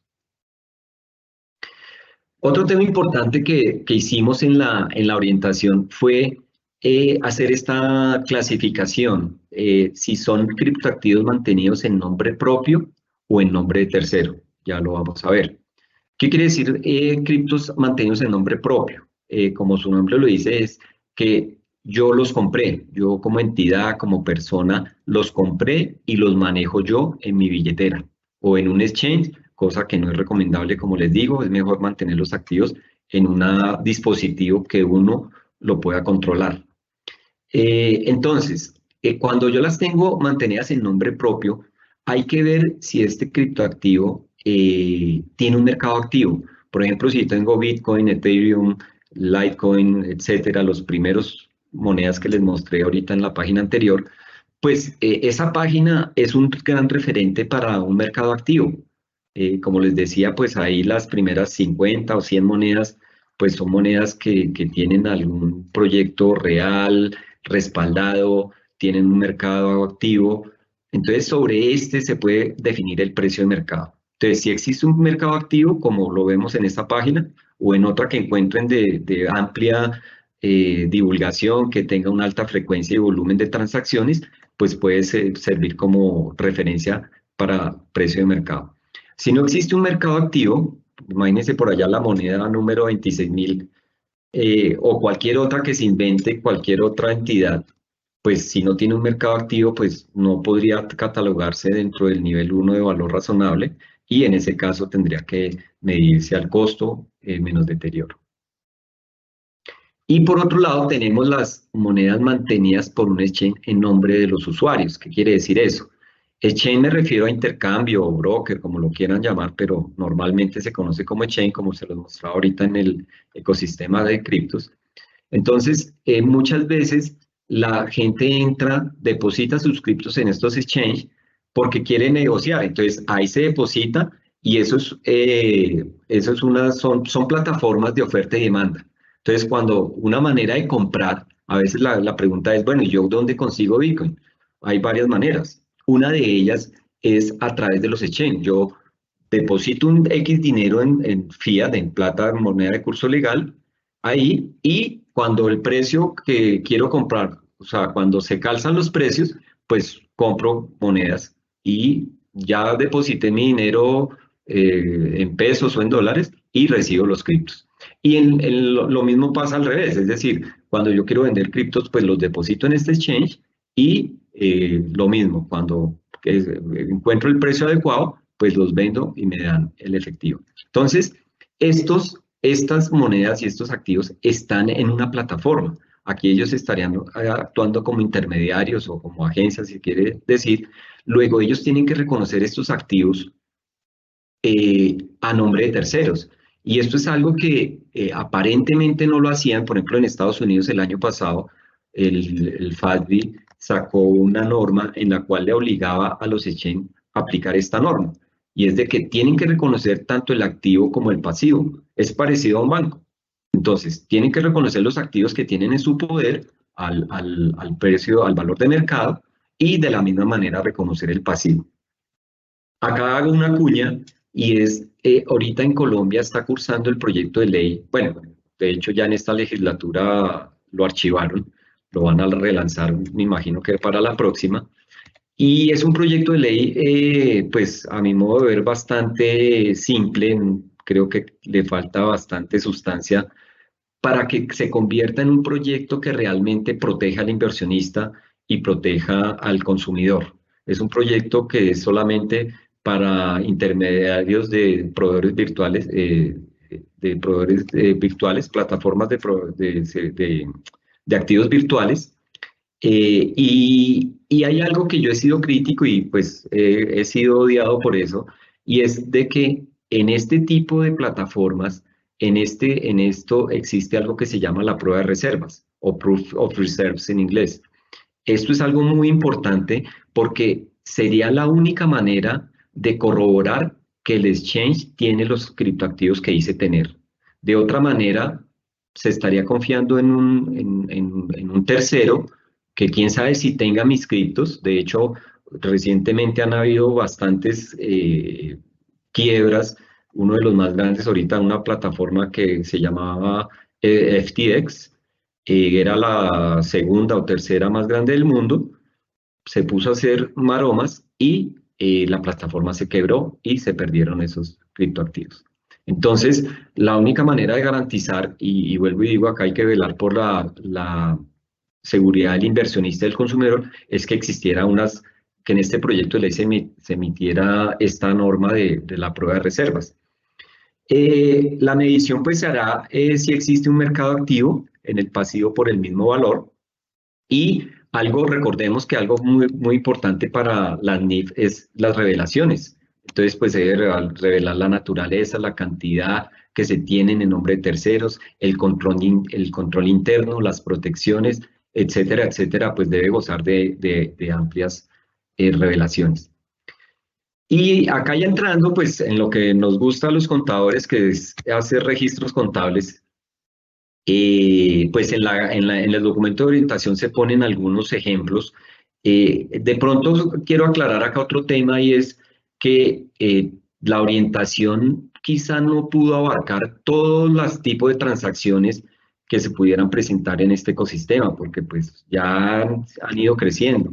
Simplemente se presentaron unos ejemplos de unas transacciones normales, y habría que ver cada caso cuando se presenten transacciones más sofisticadas, pues tocaría ver y darle el tratamiento apropiado a cada transacción. Pero pues esta orientación es un punto de partida para ganar criterio en este sentido. Vamos a ver acá un ejemplo sencillo desde la emisión. Como les decía ahora, el Bitcoin se crea desde la emisión, se llama minar, o los mineros son los que crean los Bitcoin. Los mineros se les llama así a las personas que tienen capacidad de cómputo para desarrollar y resolver unos acertijos criptográficos para poder registrar las transacciones en los bloques. Como se comentó anteriormente, pues esto está basado en la tecnología blockchain, como su nombre lo dice, es cadena de bloques. ¿Y qué es lo que hace la tecnología blockchain? Lo que permite es hacer, resguardar información, transferir información bajo esta tecnología. Entonces, esto es una tecnología muy robusta. La tecnología blockchain como tal no la pueden hackear. Que puedan hackear un exchange, que puedan hackear tu celular, eso es otra cosa. Pero la tecnología como tal es inhackeable. Y por eso es el valor de esta tecnología. Por eso es el valor de Bitcoin. Porque es una tecnología que no se puede hackear. ¿Sí? Entonces, en este caso, supongamos que acá un minero puede ser una persona desde su apartamento con un computador resolviendo este acertijo criptográfico, hasta grandes corporaciones asentadas en diferentes países que tienen lo que se llama granjas de minería y tienen infinidad de computadores haciendo este trabajo. Esto, como se darán cuenta, pues consume electricidad, consume gente, consume computadores, etcétera, etcétera. Entonces, digamos que en el proceso de minado, supongamos que para efectos de los inventarios, pues una entidad gasta X valor en 60 unidades monetarias en el proceso digámoslo así, de generación de los Bitcoin. Cuando él resuelve estos acertijos y registra el bloque pues en toda la cadena, en todo el sistema, pues él se gana unos Bitcoin. ¿Sí? Ahorita el reconocimiento por minar un bloque está creo que es en 6.25 Bitcoins.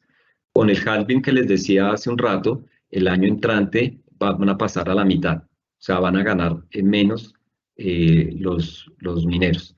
Entonces, en este caso, él al resolver este bloque se ganó 50 unidades de Bitcoin. Entonces, pues por la parte de bancos, pues él obviamente sacó en bancos la parte de lo que es en sí el consumo y por otro lado registraría una ganancia no realizada por los Bitcoin recibidos. ¿Qué pasa? Él tiene que salir a venderlos pues para monetizar y poder pagar su nómina, poder pagar la electricidad, poder pagar pues todos sus gastos. Entonces él sale y lo vende en 150. Entonces de 50, que al venderlo en 150, pues en bancos entran los 150, reversa las transacciones que hizo anteriormente sobre ese Bitcoin, entonces reversa la ganancia no realizada, reversa la parte que registró como inventario de criptoactivos, reversa la parte que estaba hallando como activo en proceso y en ese caso reconocería la ganancia en la venta de criptoactivos, la ganancia realizada en la venta de criptoactivos por 90, que es la diferencia entre los 150 y los 60. Entonces, ahí salió ya el minero. Ahora, ¿qué pasa con un comprador? Des en cuenta ahorita, como les explicaba, la manera en cómo se consiguen Bitcoins. Pues bien sea por exchange o compra directa. Digamos, acá él de alguna manera bueno, ya los vendió. Acá el comprador pues lo registra al precio de la transacción. En este caso, pues registraría un inventario o un activo digital comprado a 150 contra bancos. Eso pues creo que es una transacción normal. Digamos que acá tampoco estamos frente a transacciones pues que digan, bueno, ¿y esto cómo se come? No, acá pues digamos, vamos a ver transacciones relativamente normales. Digamos que después, recordemos como lo decía ahora, pues el Bitcoin puede subir y bajar, es volátil. Entonces, en el siguiente periodo, digamos que él bajó a 130 Entonces, pues de los 150 tiene que reconocer un deterioro de 20. ¿Sí? Recordemos que para el caso de los inventarios, pues tiene que medirlo al costo, al menor contra el valor neto de realización. Entonces, en este caso, pues tendría que reconocer un deterioro de 20. Y supongamos que después en el siguiente periodo subió a 170. Pues para efectos del inventario, pues simplemente reversa la porción de deterioro que va registrado, reconoce el inventario y hasta ahí lo deja el costo. En inventarios pues no podría hacer nada más. Para el caso de los activos digitales, para el caso de, digamos, de intangibles, digamos que cayó a 130. Pues en ese caso volvemos al mismo tema, tendría que reconocer un deterioro en intangibles de 20, disminuyendo el valor del intangible comprado. Ahora vayámonos de que esta entidad utiliza el modelo de revaluación. Entonces, recordemos que el modelo de revaluación en intangibles pues solamente aplicaría para grupo 1 o las NIF plenas, no aplicaría para NIF para las pymes. Entonces, en este ejemplo, pues digamos si el precio sube a 170, pues él reconocería pues un incremento en el activo por 40, reversaría el deterioro que ya había registrado anteriormente y reconocería un ORI, superávit por valorización, de 20 hasta que lo venda. ¿Sí? En el caso del intangible al costo, pues simplemente reconocería el deterioro contra el activo digital comprado. ¿Okay? Acá pues digamos que lo vendió, ¿sí? Acá lo tenía, lo había comprado en 150 en el anterior escenario, ahora lo vende en 200, entonces pues simplemente pues a su banco le entran los 200, realiza una ganancia en venta de 50, porque lo tenía en 150, y cancela el inventario. Sencillo, esto pues no tiene tampoco aquí mayor ciencia. Para el caso del intangible, volvemos al tema del modelo de valor razonable, pues le entran los 200, cancela las cuentas que tenía registradas, como la del ORI, y en este caso pues ya registraría una ganancia realizada de 50. Y para el caso de la venta en el modelo del costo, pues de la misma manera, pues si lo tenía en 150, pues realizaría una ganancia de 50. Simplemente pues hay que saber la unidad de cuenta apropiada pues para hacer el reconocimiento. Y bueno, acá no estoy teniendo en cuenta otro tipo de ítems como los gastos de transacción, porque pues cada vez que se negocia con criptos, pues hay unos gastos o una comisión que también los mineros ganan tanto por minar Bitcoin como por la comisión de las transacciones. Entonces, pues acá pues no se incluyeron ese tipo de gastos. Y acá vendría siendo el ejemplo para la venta de un comercio, porque es que, digamos, hay mucha pregunta relacionada con esto, de cómo sería la venta, sobre todo el tema de impuestos, que no es el tema en este momento, porque eso requeriría otro webinar como este para hablar del tema de impuestos. Pero acá pues simplemente voy a dejar enunciado más o menos cómo sería. Una persona, un almacén, llámese tienda, almacén, entidad, como quiera, por ejemplo, vende bicicletas. Entonces, por ejemplo, vende una bicicleta, la bicicleta vale 119 unidades y se la pagan en Bitcoin, la persona, la tienda, acepta Bitcoin. Hay muchas tiendas que aceptan Bitcoin.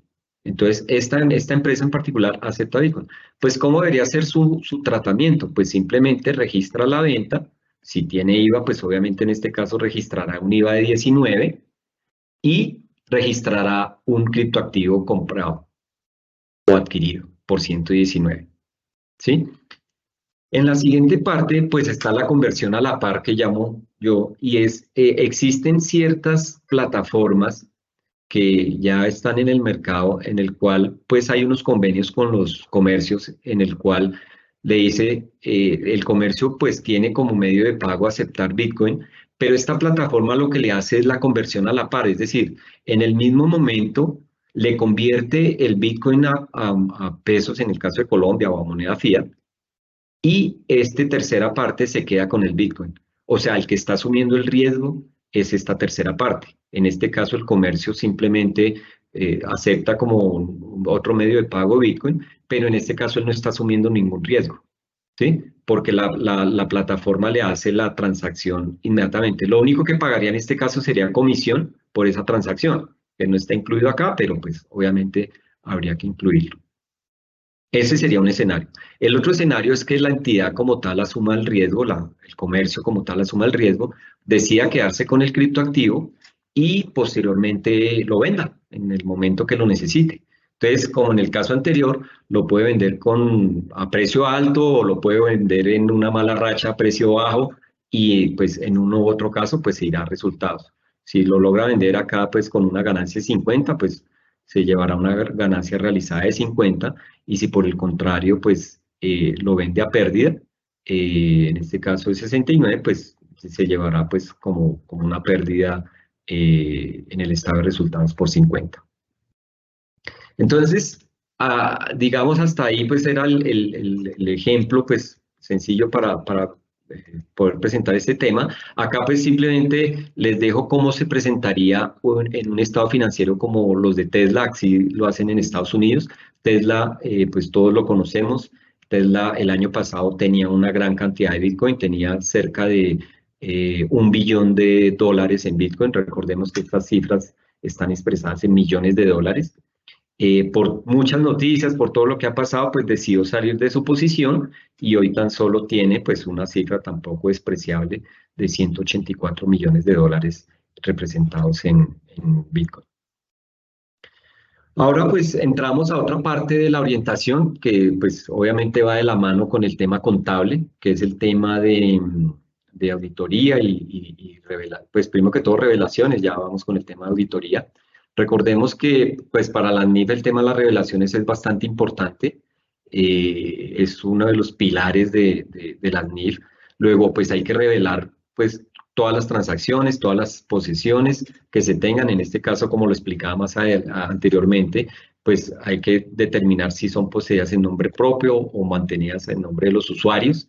Entonces pues en esos casos deben revelar pues toda la información relevante para que los usuarios puedan tener información de primera mano y tomar decisiones. Quizás si es inmaterial, pues obviamente no se revela, o sea, eso es algo que ya también es criterio, si es material o no, y pues en ese caso se agregaría dentro de una unidad de cuenta mayor. También hay que revelar la política contable, la jerarquía de valor, los riesgos y mitigación que se tienen para manejar este tipo de transacciones, compras y ventas durante el periodo. Y ahora entramos pues a la parte de auditoría. Este también es un tema, pues acá pues si hay auditores, revisores, pues es un tema que ya les tocaría. La guía pues tocó el tema de auditoría, quizás en esta edición desde un punto de vista un poco tecnológico. Ya pues veremos si sale alguna otra edición donde pues se ampliarían este y otros temas, ¿no? En el tema de auditoría pues es importante que el auditor acá evalúe la integridad del cliente, ¿sí? Son varios factores que tiene que evaluar. Primero que todo, la integridad del cliente. Se habla mucho del tema de que con cripto se presta para transacciones fraudulentas, lavado de activos, financiación del terrorismo, etcétera, etcétera.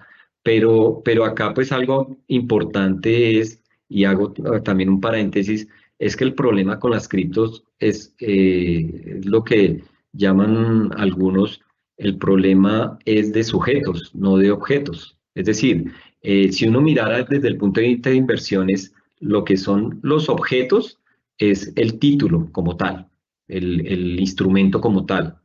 Los sujetos son los que manejan ese instrumento. Luego, en este caso, el objeto es la cripto, Bitcoin, o como la quiera llamar, y el sujeto vendría siendo un exchange o una entidad X. Y todos estos desfalcos que han pasado por darle esa denominación, pues han sido problemas de sujetos. Si uno mira, y mucho se habla de que es que con cripto se hace mucho lavado de activos, pues con fiat se hace mucho más. Entonces no hay que satanizar las cripto por eso, porque con efectivo se ha hecho muchas cosas iguales o peores. Entonces, acá hay que conocer también la integridad del cliente. ¿Qué tipo de persona está haciendo este tipo de transacciones?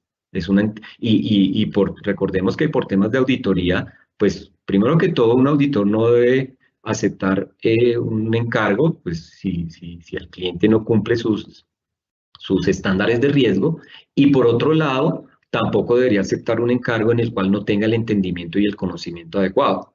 Ese es un tema bastante tecnológico, bastante complejo, no es un tema fácil de entender. Yo acá meto un ejemplo, si el tema de derivados con moneda fiat era complejo, imagínense en derivados con criptoactivos. Ese es un tema que sale de nuestra cabeza. Entonces, pues tanto la entidad que se mete a hacer este tipo de transacciones como el auditor que se mete a auditar, pues deben tener el conocimiento apropiado y las competencias y capacidades para poder hacer este trabajo. ¿Sí? Entonces, es bien importante esto.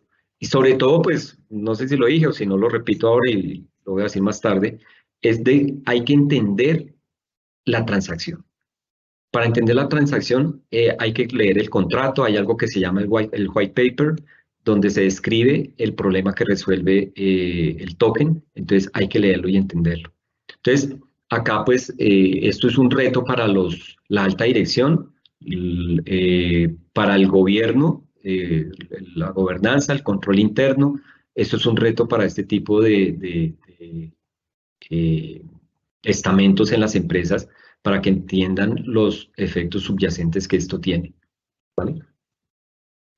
Entonces, desde el punto de vista de auditoría, pues recordemos que uno de los riesgos importantes es si no el más, es el riesgo de incorrección material. ¿Qué puede salir mal?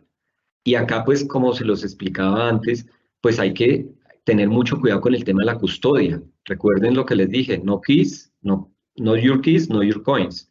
Si no tiene debidamente resguardada sus criptos en instrumentos seguros, en dispositivos seguros, pues va a ser vulnerable. De hecho, el solo hecho de estar en la red ya es vulnerable. Entonces, por eso es que se manejan billeteras frías, billeteras calientes, que son también billeteras online o billeteras offline. Entonces, pues definitivamente lo más seguro es tenerlas offline. Y si por X o Y razón tiene que manejar los activos, estos activos en exchange, pues hay que ver si el exchange es centralizado o descentralizado. Porque manejarlo en un exchange centralizado estaría dependiendo de los que estén manejando el exchange. Y un exchange puede ser hackeable.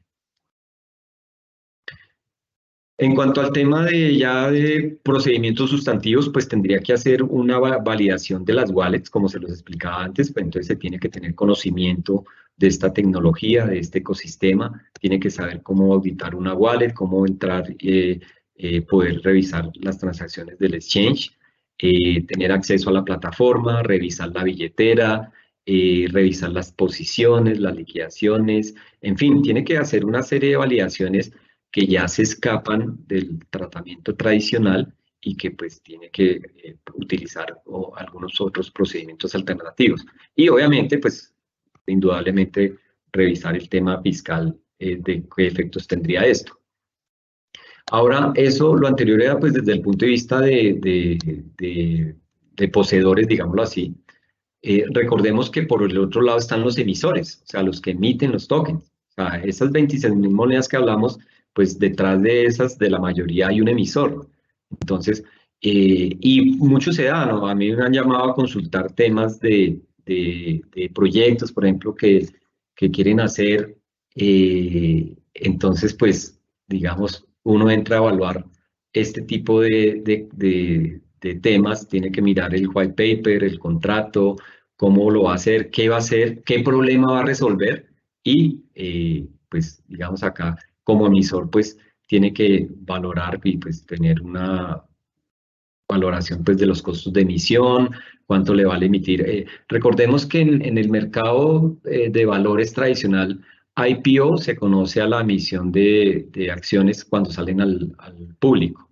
En el mercado cripto se denominan ICOs, ¿sí? Entonces acá estaríamos hablando de ICOs cuando un emisor emite un cripto. Entonces, pues acá tiene que tener en cuenta pues todo lo que, como lo digo, estos costos de emisión, el stock de los criptoactivos, las transacciones de venta, cobros de las mismas, es decir, todo el tema que implica la emisión y cuánto tiene la entidad, qué se ha vendido, etcétera, etcétera, con sus respectivos costos. Ya para terminar, pues, con conclusiones en general, tenemos cuál es el futuro de los criptoactivos. Y pues esto es algo que pues es incierto, es algo que, digo yo, está hasta ahora en gestación. Me va a permitir hacer una pequeña comparación y con el respeto aquí de las damas presentes, pues digamos que no ha nacido, diría yo que al mundo porque hasta ahora está en gestación, está en un mes crítico que puede o que se caiga o que siga. Le están dando muy duro por todo lado, sobre todo pues desde Estados Unidos, China, etcétera. Pero por otro lado, esta es una tecnología que es, digámoslo así, en cierta forma maleable. Tanto así como que la prohíban, pues es muy difícil, porque tendrían que apagar todo el Internet, todos los nodos del mundo para que esto se acabe. Entonces, desde el punto de vista tecnológico es muy difícil. Y como les decía, países, la Unión Europea pues ya emitió una reglamentación bastante importante que toca todos estos temas, ¿sí? Entonces, pues digamos que está ahí en esa gran pelea. Y como digo y reitero, el problema que ha habido principalmente ha sido de sujetos, no de objetos. Por otro lado, hay que analizar los riesgos de reconocimiento y medición que plantean las cripto. ¿Qué quiere decir eso? Pues como lo veíamos en los ejemplos, pues hay que conocer si tiene un mercado activo, si no lo tiene, pues cómo lo valoro. Hay que conocer un poquito de la tecnología blockchain, como lo explicó Orson en el principio. Entonces, hay que analizar estos riesgos y hay que conocer para poder, digamos, asesorar en este tipo de inversiones. Como digo yo, tiene que conocerse el modelo de negocio, o sea, yo no puedo hablar de esto si no conozco el modelo de negocio, si no conozco el contrato, el white paper, y sobre eso pues se construiría la política contable. Y para el caso de contra el impuesto, como en muchas otras industrias, recordemos que en NIF hay un dicho muy particular que poco gusta, y es que cuando a uno le preguntan por algún tipo de transacción, por lo general uno responde depende. Y acá pues hay que analizar la transacción, no se puede generalizar. Las transacciones en el mundo cripto son enormes, de bastante complejidad, como les decía ahorita, luego hay que analizar cada transacción. Bueno, pues creo que eso fue todo por el lado. Muchas gracias por su paciencia, por el tiempo, por estar hasta acá. Si el tiempo nos da, pues ya los coordinadores nos dirán si se abre para algunas preguntas y quedo a su disposición. Muchas gracias. Muchas gracias, Luis Eduardo, y muchas gracias a Olson. Supremamente interesante y completa la explicación con antecedentes y con el desarrollo propio del contenido de la orientación técnica. Han surgido muchas preguntas. Estamos un poco largos de tiempo, pero me voy a permitir leer algunas de las que nos han llegado para que de forma sucinta quien considere tiene el conocimiento pueda ayudarnos con la respuesta. Entonces, en tal orden empiezo. Esta no tiene que ver tanto con la orientación, entonces me permito saltarla.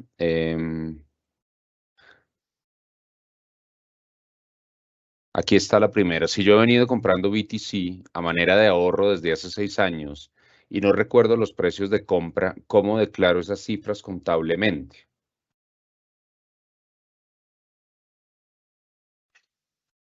¿Aló? ¿Se escucha? Sí, se escucha, Luis Eduardo. Bueno, voy a empezar, creo que Orson estaba en mute, pero acá sí quiero hacer una pequeña salvedad y de pronto se me olvidó para hacerla. Creo y preferiría que temas de impuestos por ahora no los toquemos porque pues la guía pues fue solo tema contable. Y además de que es un tema demasiado extenso, también es un tema demasiado técnico. En la guía lo propusimos, pero pues no se incluyó esta vez, quizá en una próxima edición, pero desde el punto de vista de impuestos, pues procuraremos hacerlo en otro momento. Desde el punto de vista contable, pues toca ver acá en este caso, pues obviamente debería tener un récord, digamos que la cadena de bloques pues guarda todo el historial, ¿sí? Precisamente eso es una de las bondades de blockchain. Entonces, podría remitirse con su dirección y buscar pues todo el historial de transacciones y con base en eso determinar el precio que estaba en ese momento. En esa página que les mostré está el precio desde el día 0 hasta hoy. Entonces, pues esa sería una manera. Gracias, Luis Eduardo. Olson, ¿tienes algo para complementar o vamos con la siguiente? Pues lo que dice Luis Eduardo va al punto. La cadena de bloques guarda toda la información desde su misma génesis. Entonces, la respuesta de Luis Eduardo creo que es lo más cercano a la perfección, porque ahí está toda la información en la cadena de bloques. Si para el caso no se acuerda cuánto compró, pues sencillamente tiene que buscar el momento en la blockchain en que hizo la operación, que incluso si tiene un Trezor o si tiene una wallet, ahí estarán las fechas, y usted mira el precio de ese Bitcoin o de esa cripto en ese momento, y pues sencillamente aplica ese valor. Eduardo lo explicó muy bien. Listo, Olson. Perfecto, vamos con la siguiente. La siguiente tiene que ver o nos preguntan si se pueden aplicar los criptoactivos como método de financiación de las pymes en Colombia. Yo diría que sí, Dale pero tú, Eduardo, dale tú. bueno, ya. Yo diría que obviamente es aceptado, de hecho no lo mencioné, pero las supersociedades emitió una circular en el cual permite la inversión en sociedades con criptoactivos. Si uno lo mira así muy plano, pues uno dice, bueno, la inversión en sociedades es en moneda de curso legal. Las supersociedades, perdón, en una circular bastante también propositiva, aunque en principio dijo que no, pero después corrigió, y en una actitud visionaria y propositiva como el Consejo Técnico, dijo, sí, se pueden hacer inversiones en sociedades con criptoactivos. Eso pues tendrá un tratamiento, eso lo explica ahí en la circular. Entonces, pues por supuesto que se pueden hacer desde ese punto de vista, y desde otro lado también, o sea, uno como inversión en sociedades con criptoactivos está perfectamente permitido por las supersociedades, y pues recordemos que no lo dijimos, pero las transacciones con criptoactivos en Colombia no están prohibidas, ¿sí? Y de acuerdo al principio de legalidad de la Constitución colombiana, pues lo que no está permitido está, lo que no está prohibido está permitido. Sí. Entonces, pues es válido. Bueno, yo complemento lo que dice Luis Eduardo. Si en un caso, si una empresa decidiese emitir tokens para financiarse, pues en ninguna parte está prohibido. En estos momentos en ninguna parte está prohibido. Pero, y aquí ya un tema de mucha responsabilidad financiera, pues usted no debe comprar un criptoactivo de una organización que le dice que le va a multiplicar la plata por 10 sin explicarle el modelo de negocio. Que lo hemos visto mucho y por eso tenemos muchos casos donde supersociedades nos indicó que pues claramente tienen una operación de captación ilegal, cosas por el estilo. Hay unas reglas que hay que seguir, hay unas reglas que hay que respetar. Sí te puedes financiar usando criptoactivos. Sí, tú puedes ser un artista plástico y vender tus obras en forma de NFT. Eso se puede, eso es legal, ahí no estás vulnerando a nadie. Pero si lo que hace la empresa es captar recursos prometiendo un rendimiento, pues para eso se requiere una licencia. Eso no se debe hacer. Perfecto, Olson. Vamos con la siguiente. Y la siguiente está relacionada con el siguiente estamento, perdón, la repetición, la redundancia. Entiendo que las criptomonedas no están reguladas por un ente de control en Colombia. ¿Cómo establecer entonces una política contable?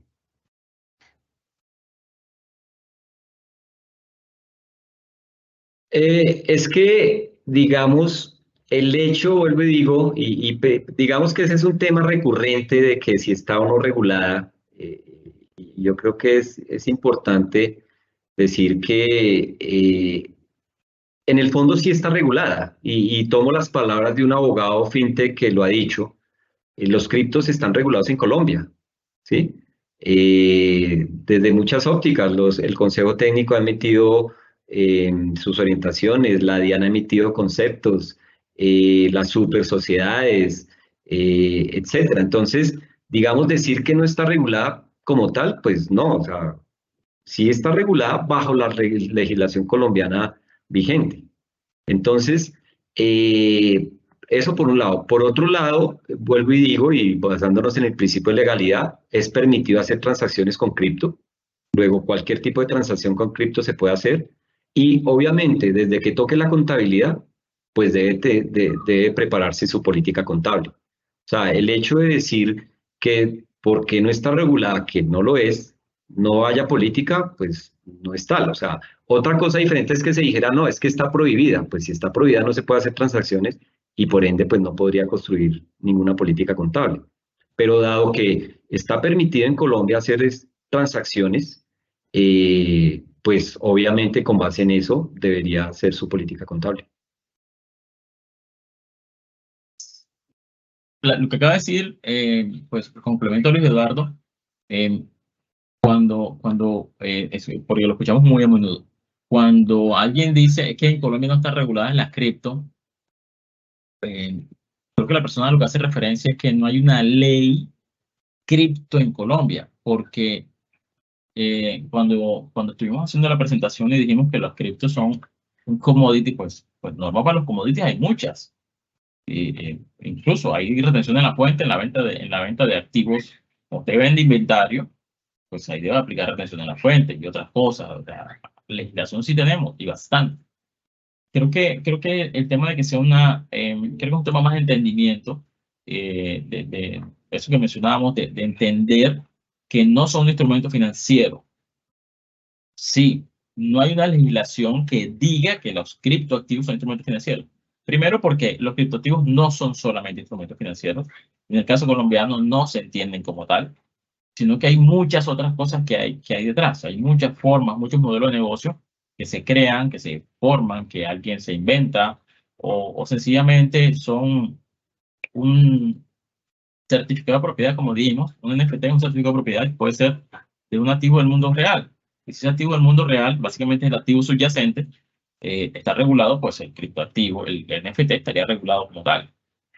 Pues decir que no hay una legislación en Colombia, pues creo que requiere un poco más de profundidad el conocer qué son, cómo hay y qué tanta variedad de criptoactivos hay.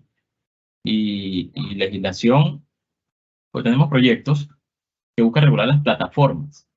Pues los criptoactivos son parte del pan de cada día y una política contable más cercana, porque eso, como tal, por eso que existe esta DOT, este documento de orientación técnica.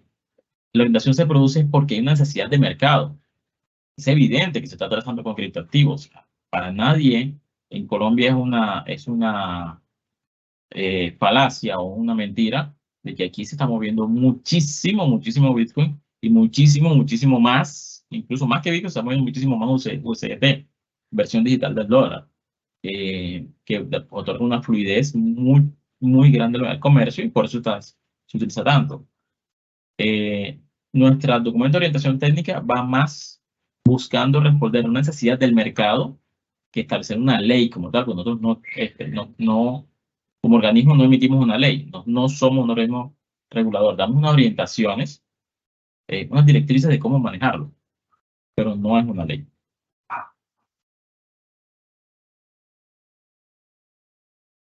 Pues muchas gracias a Luis Eduardo y a Olson Ortiz, Luis Eduardo Laya. dos de los miembros del Comité Técnico de Criptoactivos del Consejo Técnico de la Contaduría Pública, Olson en calidad de presidente de este mismo comité. Ha sido, creo que, una sesión de trabajo muy productiva. Este es el puntapié